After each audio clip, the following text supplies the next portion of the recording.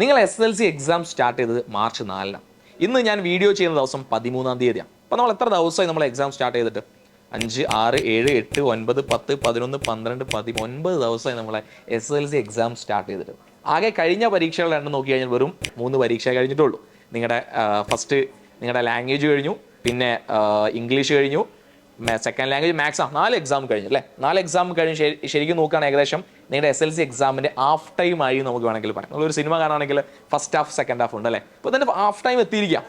ഈ ഒരു സമയത്ത് ശരിക്കും ആസ് എ സ്റ്റുഡൻറ്റ് ഒരു മെജോറിറ്റി കുട്ടികളുടെ ഒരു മാനസികാവസ്ഥ എന്താണെന്ന് ചോദിച്ചു കഴിഞ്ഞാൽ അതിൽ ആദ്യം ഞാൻ എക്സാമ്പിൾ വേണം തുടങ്ങാം. എക്സാമ്പിൾ ഇങ്ങനെയാണ്. ഞാൻ +2 കൊമേഴ്സാണ് എടുത്തത്. കമ്പ്യൂട്ടർ ആപ്ലിക്കേഷനിലെ കൊമേഴ്സാണ് ഞാൻ +2 എടുത്തത്. ആ സമയത്ത് കമ്പ്യൂട്ടർ ആപ്ലിക്കേഷൻ പഠിക്കണമെങ്കിൽ വീട്ടിൽ കമ്പ്യൂട്ടർ വേണമെന്ന് പറയാൻ ചെയ്തു. എൻ്റെ ഉപ്പനെ കൊണ്ട് ഒരു കമ്പ്യൂട്ടർ അയപ്പിച്ചു. നിങ്ങൾ മനസ്സിലാക്കി ഏകദേശം 5-8 കൊല്ലം മുന്നേ.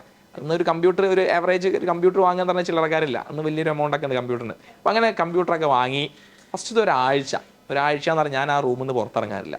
ഗെയിം കളിക്കാനാണ് മെയിൻ പരിപാടി. പഠിക്കുന്ന വീട്ടുകാരെ നമ്മളെന്ന് പറയുന്നത് കമ്പ്യൂട്ടർ ആപ്ലിക്കേഷൻ പഠിക്കാൻ ഇതില്ലെങ്കിൽ പരീക്ഷ തോറ്റു എന്നൊക്കെ പറഞ്ഞാൽ വാങ്ങിച്ചത്. അങ്ങനെ ഒരാഴ്ച, ശരിക്കും ഒരാഴ്ച ഞാൻ ഇതിൻ്റെ ഉള്ളിൽ തന്നെയാണ്. പിന്നെ പതുക്കെ എനിക്ക് അതിനോടുള്ളൊരു വലിയ സംഭവം, ഇതിപ്പോൾ എന്ത് നമ്മളെ വീട്ടിലുള്ള സാധനമല്ല, ഇത് വർത്തനം ഉണ്ടല്ലോ അതിനോടുള്ള ഒരു കൗതുകം അവിടെ നഷ്ടപ്പെട്ടു.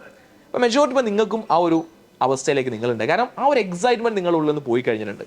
SSLC എക്സാമിൻ്റെ ഒരു എക്സൈറ്റ്മെൻറ്റ് നിങ്ങളുടെ ഉള്ളിൽ നിന്ന് പോയി എന്നൊരു യാഥാർത്ഥ്യം മെജോറിറ്റി കുട്ടികൾ മനസ്സിലാക്കണം.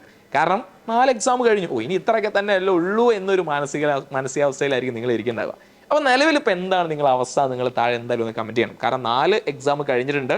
എങ്ങനെയാണ് ഈ 4 എക്സാമിനെ നിങ്ങൾ ഏത് രീതിയിലാണ് നിങ്ങൾ സമീപിച്ചത് നിങ്ങൾ താഴെ കമൻറ്റ് ചെയ്യുക. ഇനി നിങ്ങൾ ശ്രദ്ധിക്കേണ്ട പ്രധാന കാര്യം ഞാൻ പറയാൻ വേണ്ടി പോകുന്നത്, കാരണം നിങ്ങൾ ഈ ഒരു മാനസികാവസ്ഥയിലാണ് ഇപ്പോൾ ഇരിക്കുന്നതെങ്കിൽ ഇനി വരാൻ പോകുന്ന എക്സാം ശരിക്കും സെക്കൻഡ് ഹാഫ് എന്ന് പറഞ്ഞാൽ കുറച്ച് ടഫ് സെക്കൻഡ് ഹാഫ് അല്ല. നമ്മളൊരു ഫിലിം കാണുമ്പോൾ ഫസ്റ്റ് ഹാഫ് നമ്മൾ പറയും അത് വലിയ കുഴപ്പമെന്ന് വെച്ചാൽ സെക്കൻഡ് ഹാഫ് അപാര സെക്കൻഡ് ഹാഫ് ആയിരുന്നു.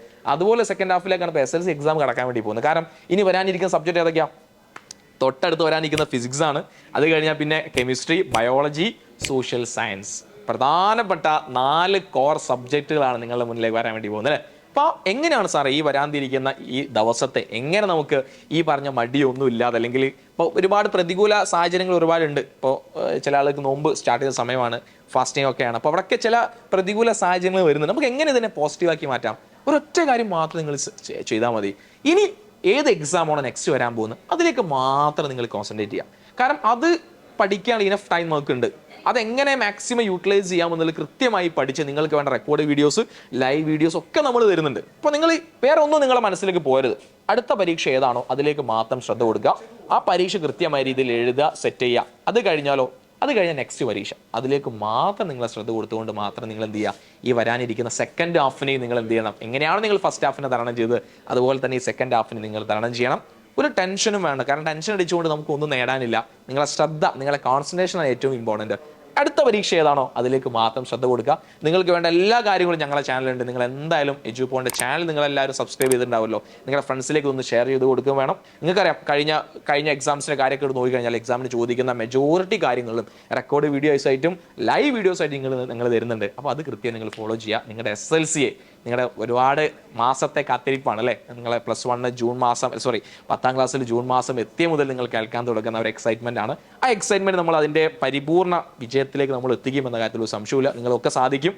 അപ്പോൾ മക്കളെ ഇനി വരാനിരിക്കുന്ന പരീക്ഷകൾ ഈ രീതിയിൽ ഒന്നുകൂടി ശ്രദ്ധ കൊടുത്ത് നിങ്ങൾ എന്ത് ചെയ്യുക, നിങ്ങൾ നന്നായി പഠിക്കുക, എഴുതുക. കോർ സബ്ജക്റ്റ് ആണ്.